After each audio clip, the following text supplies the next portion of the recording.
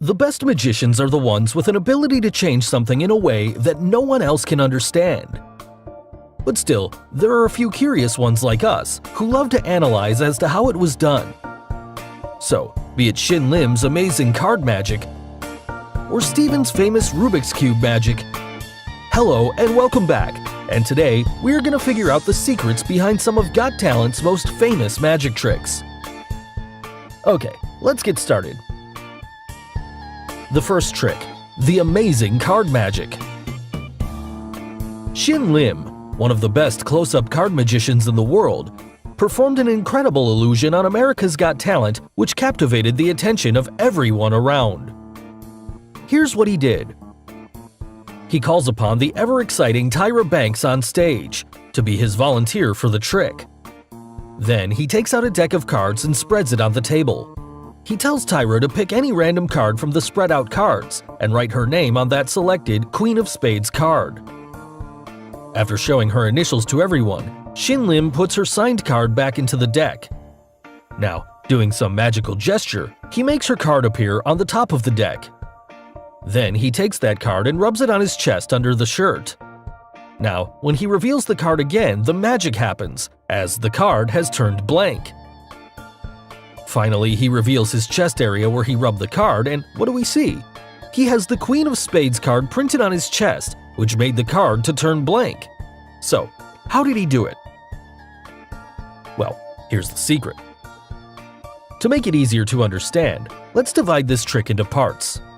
The first part, how did Shin Lim know the card Tyra selects from the deck and had the exact card printed on his chest? Well, he forced the card he wanted onto Tyra, using a famous technique known as forcing a card. Also, if you observe carefully, no one inspected the deck of cards spread out on that table, where every single card in that deck was a Queen of Spades. And now you know it, how Shin Lim forced his selection onto Tyra, as she was totally unaware and had no influence whatsoever on the card selected. So, it was obvious that he already knew in advance which card she'll pick, so he got the real tattoo of that Queen of Spades card printed just before the performance started. Also, if you see this image of him on the red carpet, just before the show, some part of that tattoo is seen printed on his chest area. Now, some of you would only imagine why Tyra's name is missing from that printed tattoo? Well, we'll leave this part for the comments section. Moving on to the next part. After he puts the signed card back into the middle of the deck, how did he make that card to magically appear at the top of the deck? Well, the deck you see is another deck, and Shin Lim, during this moment, exchanged the deck for this part of the trick. But from where did he bring the other deck?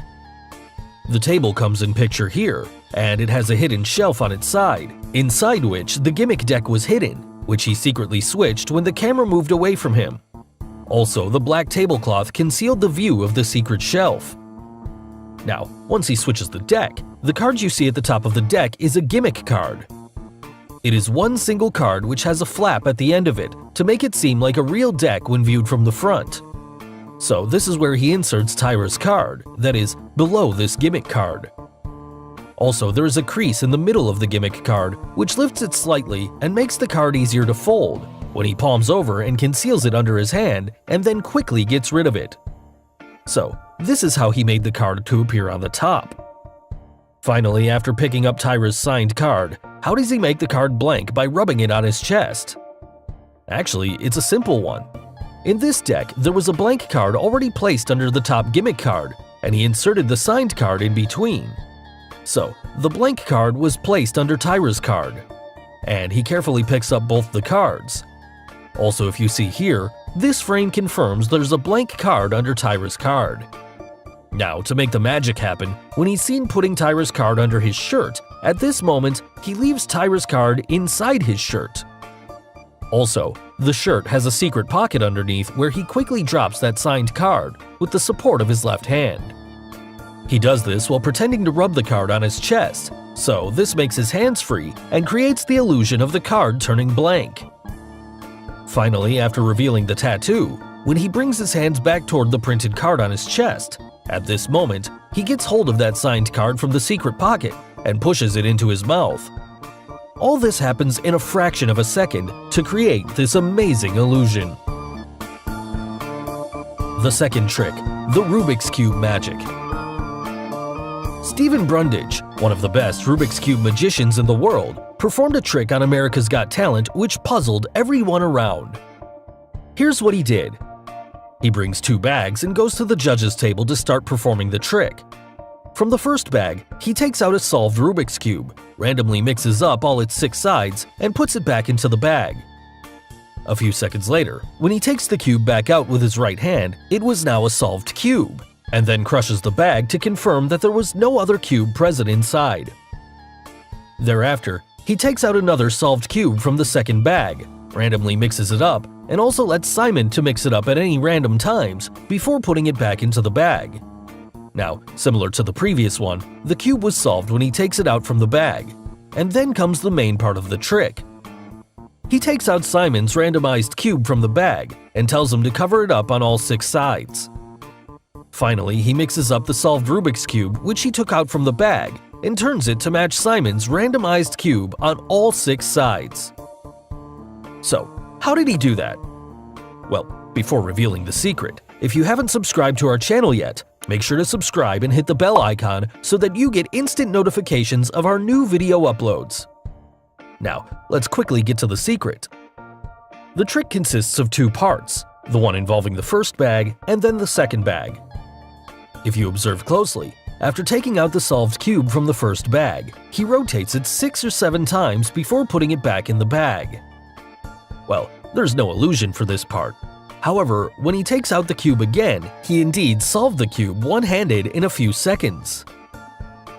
And Stephen, being a professional Rubik's Cube solver, he remembered those 6 to 7 moves and had practiced it many times to solve it in a few seconds using only his right hand.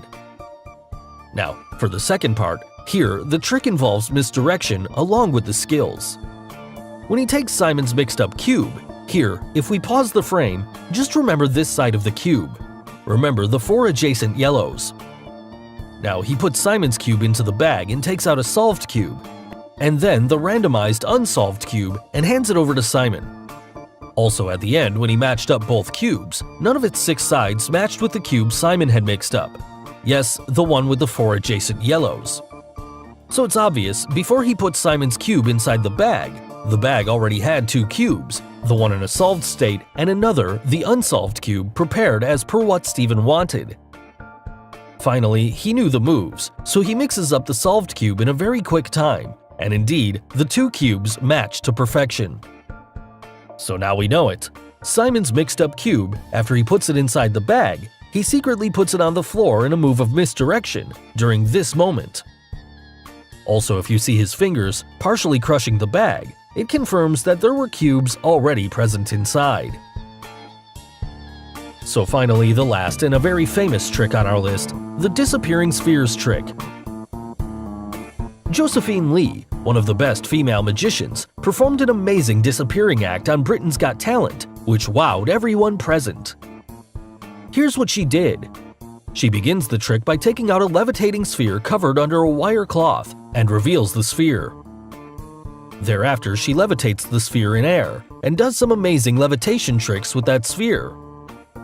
To make it even more special, she even uses a hula hoop ring and passes it around that sphere to convince everyone that there's nothing in between. Then she levitates the sphere to an even greater height and magically drops it in the box placed on stage. The sphere is now in the center of the box. Thereafter, she takes out a white cloth, spreads out the cloth, and what do we see? The sphere disappears and is now underneath the cloth, which magically floats in air, resembling a ghost. Similarly, she levitates another cloth in air with a sphere hidden underneath. After opening the door, the sphere again appears, but this time around, after levitating the cloth in air, she goes inside the box and closes the door.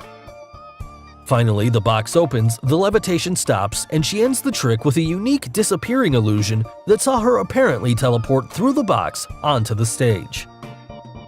So, how did she do it?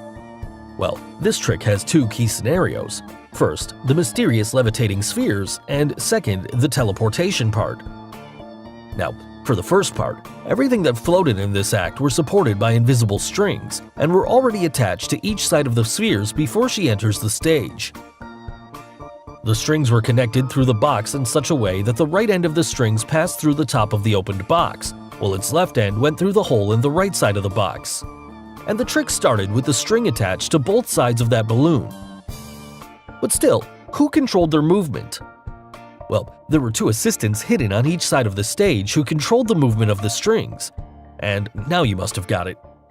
Everything you saw levitating in air were controlled by the assistants and were responsible for the amount of tension and slackness applied to those strings and kept the spheres from dropping. This made the balloon to appear out of the box and then magically levitate into the box.